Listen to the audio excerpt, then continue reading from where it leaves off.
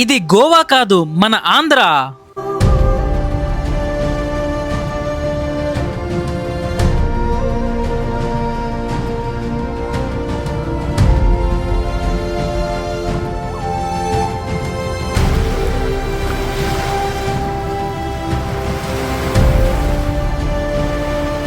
ఒక్కసారి ఇమాజిన్ చేసుకోండి, చుట్టూ కొబ్బరి చెట్లు అండ్ ఆపోజిట్ సైడ్ లో బీచ్, మధ్యలో రోడ్ లో మీరు వెళ్తా ఉంటుంటే ఆ ఫీలింగ్ నెక్స్ట్ లెవెల్లో ఉంటుంది కదా.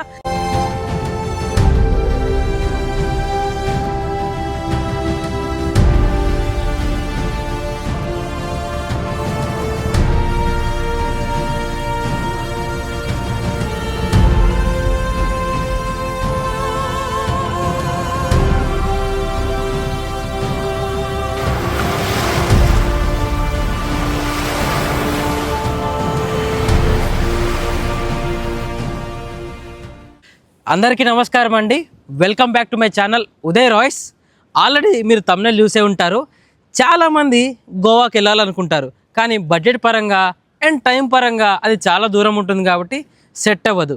అలాంటి వాళ్ళ కోసము తక్కువ బడ్జెట్లో తక్కువ దూరంలోనే మన ఆంధ్రాలో, అది కూడా కోనసీమలో గోవాకి ఏమాత్రం తగ్గని విధంగా ఒక బీచ్ అయితే ఉంది. అండ్ ఇక్కడికి వస్తే మీకు రెండు విధాలుగా బెనిఫిట్స్ ఉంటాయి. మీరు ఇక్కడ బీచ్ చూడొచ్చు అండ్ చుట్టుపక్కల మొత్తం కొబ్బరి చెట్లు ఉంటాయి. అంటే మినీ గోవా అవుతుంది, మినీ కేరళ కూడా అవుతుంది. ఒక్కసారి ఇమాజిన్ చేసుకోండి, చుట్టూ కొబ్బరి చెట్లు అండ్ ఆపోజిట్ సైడ్లో బీచ్, మధ్యలో రోడ్లో మీరు వెళ్తూ ఉంటుంటే ఆ ఫీలింగ్ నెక్స్ట్ లెవెల్లో ఉంటుంది కదా. సన్ రైజ్ టైంలో, సన్సెట్ టైంలో ఫ్యామిలీతో కానీ ఫ్రెండ్స్తో కానీ మీరు కపుల్గా వచ్చినా కానీ నెక్స్ట్ లెవెల్లో ఎంజాయ్ చేయొచ్చు. ఒక బీచే కాకుండా ఇక్కడ మీరు ఏవైతే ఉన్నాయో మన ఆంధ్ర, మన యాస, మన ఆంధ్ర రూట్స్ చుట్టూ అంతా తెలుగు వాళ్ళే ఉంటారు కాబట్టి చాలా బాగుంటుంది. ఇప్పుడు లేట్ చేయకుండా ఈ పేరుపాలెం బీచ్ మొత్తం మనం ఎక్స్ప్లోర్ చేద్దాము. లేట్ చేయకుండా వెళ్ళిపోదాం, పదండి. అసలు ముందుగా మినీ గోవాగా పిలువబడే ఈ పేరుపాలెం బీచ్కి మీరు ఎలా చేరుకోవాలంటే, నర్సాపురం నుండి కేవలం 20 కిలోమీటర్ల దూరంలోనే ఈ బీచ్ ఉంటుంది. అక్కడ నుండి ఆటోలు లేదా ట్యాక్సీలు, ప్రైవేట్ ట్యాక్సీలు కూడా ఉంటాయి. లేదా మీరు భీమవరం నుండి రావాలంటే 25 నుండి 30 కిలోమీటర్ల దూరంలో ఉంటుంది. ఇక్కడ కూడా మీరు ఓన్ వెహికల్ కానీ లేదా బస్సులో కూడా ఈజీగా రావచ్చు. ఇంకా మీకు ఈజీగా యాక్సెస్ కావాలంటే విజయవాడ లేదా రాజమండ్రి నుండి దాదాపు 120-100 కిలోమీటర్స్ దూరంలో మీకైతే ఈ పేరుపాలెం బీచ్ వస్తుంది. మీకు ఓన్ వెహికల్ ఉందనుకోండి, మీరు డైరెక్ట్గా మ్యాప్ పెట్టుకొని రావచ్చు. అసలు ఈ ప్లేస్లో ఎన్ని కొబ్బరి చెట్లు ఉంటాయంటే, మీ కనుచూపు మేరలో ఎక్కడ చూసినా సరే పచ్చదనంతో కొబ్బరి చెట్లు నిండిపోయి పక్కనే బీచ్ కూడా ఉంటుంది. మనసుకి ఆహ్లాదకరంగా చాలా భలేగా అనిపిస్తుంది అనుకోండి.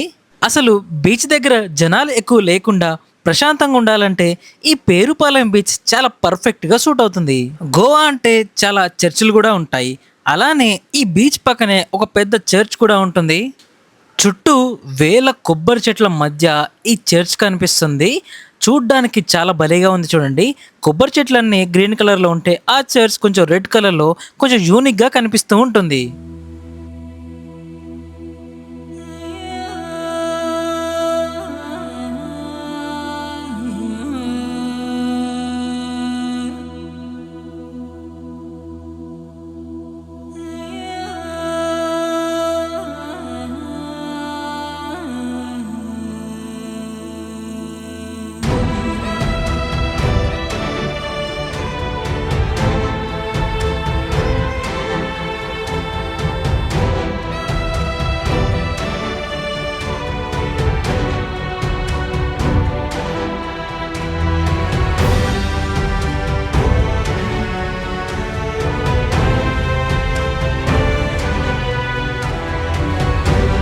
ఇక్కడ చర్చే కాకుండా సముద్ర తీరాన హిందూ దేవాలయం కూడా ఒకటైతే ఉంది.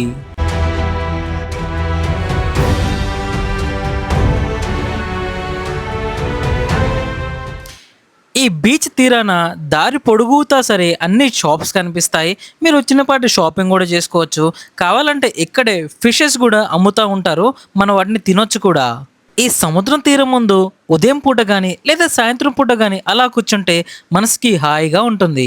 ఈ బీచ్కి మీరు ఎంటర్ అయ్యేటప్పుడు కరెక్ట్గా సముద్ర తీరాన మీకు వైఎస్ఆర్ గారి విగ్రహం కూడా కనిపిస్తుంది.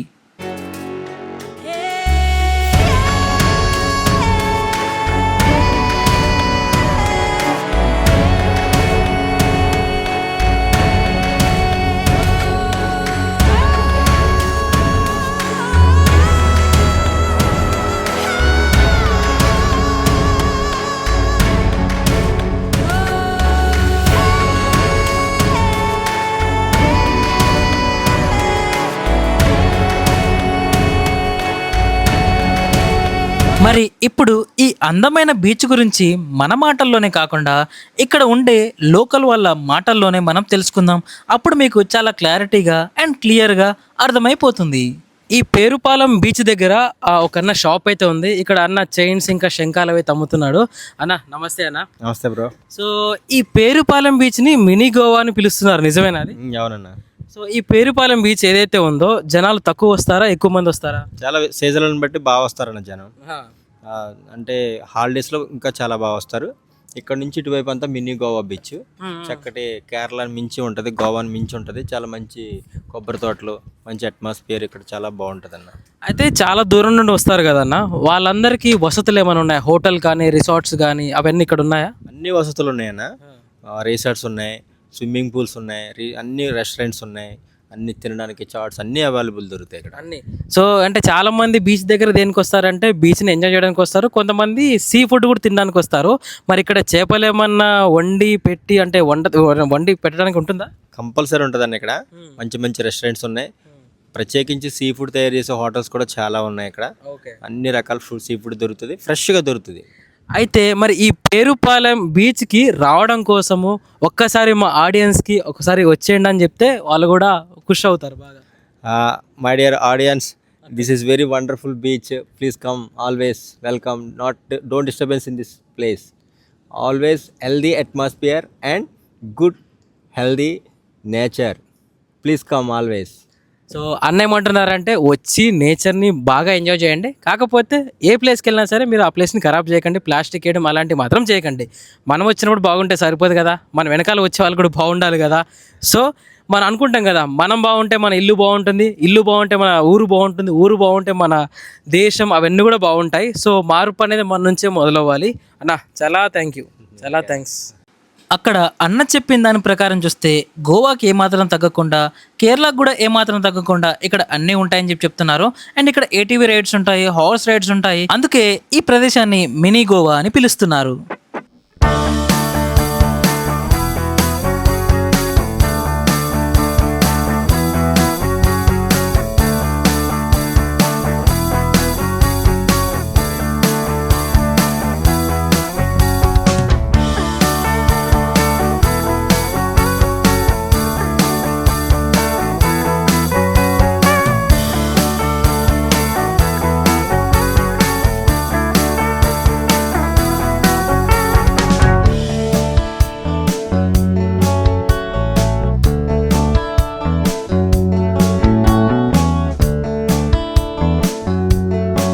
సముద్రం చుట్టుపక్కల ఉన్న గ్రామాల అందరి ప్రజలకి ప్రధాన వృత్తి ఏంటి అంటే చేపల వేట. ఇలా పడవలు వేసుకొని సముద్రం లోపలికి వెళ్ళిపోయి ఆ చేపల వేట కొనసాగించి ఆ చేపలను తీసుకొని వచ్చి వాటిని అమ్మి వాళ్ళ జీవనాన్ని అయితే కొనసాగిస్తారు. మీకు ఎగ్జాంపుల్గా చెప్పాలంటే మీరు నాగచైతన్య గారి తండేల్ సినిమా చూసే ఉంటారు. ఆ తండేల్ సినిమాలో ఆ చేపల వేటకు వెళ్ళే వారి జీవన విధానం ఎలా ఉంటుందో సేమ్ అలానే ఉంటుంది.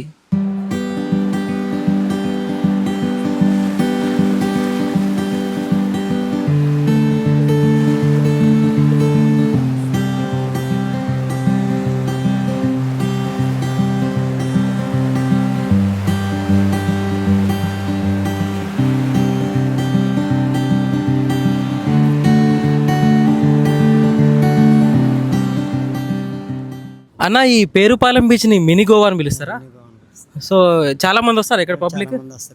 మరి ఇప్పుడు కార్తీక మాసం టైంలో అయితే ఇంకా ఫుల్ క్రౌడ్ ఉంటుంది. కార్తీక మాసంలో సండే అయితే ఇంకా అసలు చాలా ఫుల్ క్రౌడ్ ఉంటుంది. ఇప్పుడు మరి సంక్రాంతికి రష్ ఎట్లుంటుంది? రష్ అంటే ఒక మీడియం ఉంటుంది కానీ ఈడు ఉండదు, పందాలు కాబట్టి మొత్తం అందరూ గోదావరి జిల్లా అంటే పందాలకి వెళ్ళిపోతారు. సో ఇక్కడ లోకల్ వాళ్ళు ఏం చెప్తున్నారంటే దీన్ని మినీ గోవాలాగా పిలుచుకుంటున్నారు. చాలా మంది కార్తీక మాసానికి ఇంకా ఏవైతే ఉన్నాయో సండేస్ అప్పుడు కూడా అండ్ ఫెస్టివల్స్ ఉన్నప్పుడు కూడా చాలా మంది వస్తారని చెప్తున్నారు. సో ఇక్కడ మనకి అన్ని ఫుడ్ అన్ని దొరుకుతాయి, సీ ఫుడ్ అవన్నీ నెంబర్ 1. మరి ఇక్కడ చాలా దూరం నుండి వచ్చే వాళ్ళకి హోటల్స్ అవి రూమ్స్ అవైలబుల్ ఉన్నాయి, ఎదురు ఉన్నాయి. ఇటు సైడ్ కొంచెం ఫ్రంట్కి వెళ్తే రూమ్స్ అవైలబుల్ ఉన్నాయి, మళ్ళీ కొంచెం సెంటర్కి వెళ్తే ఫ్రంట్ అవైలబుల్ ఉన్నాయి. ఓకే, చాలా రిసార్ట్ టైప్ ఉన్నాయా లేకపోతే హోటల్ టైప్ ఉన్నాయా? రిసార్ట్ టైప్ ఉన్నవి, హోటల్ టైప్ కూడా ఉన్నాయి. ఓకే, సో టెంట్ హౌస్ వేసుకుని ఉండేటట్టు కూడా ఉండొచ్చు నైట్ టైం. ఓకే, క్యాంపింగ్ కూడా చేసుకోవచ్చా? పోలీసు వాళ్ళు ఏమన్నా? ఏమన్నా. సో మ్యాటర్ ఏంటంటే ఇప్పుడు మీరు ఇక్కడ బీచ్లో స్నానం చేస్తారు కదా, స్నానం చేసిన తర్వాత మీరు ఇక్కడ బట్టలు మార్చుకోవడానికి స్నానాలు గదులు కూడా ఉన్నాయి ఈ వరుస అంతా కూడా.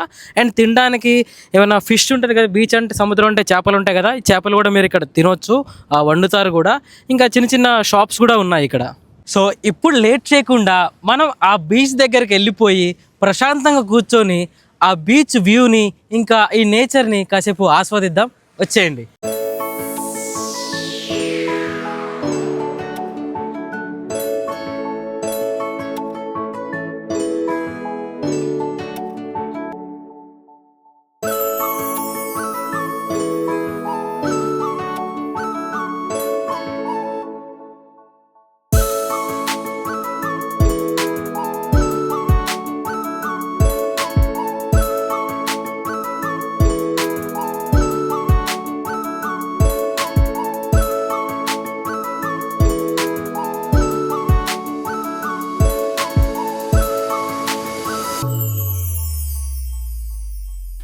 మీరు ఇక్కడికి వచ్చినప్పుడు స్టే చేయాలంటే ఇక్కడ కొబ్బరి చెట్ల మధ్యలోనే మంచి మంచి రిసార్ట్స్ కూడా ఉన్నాయి.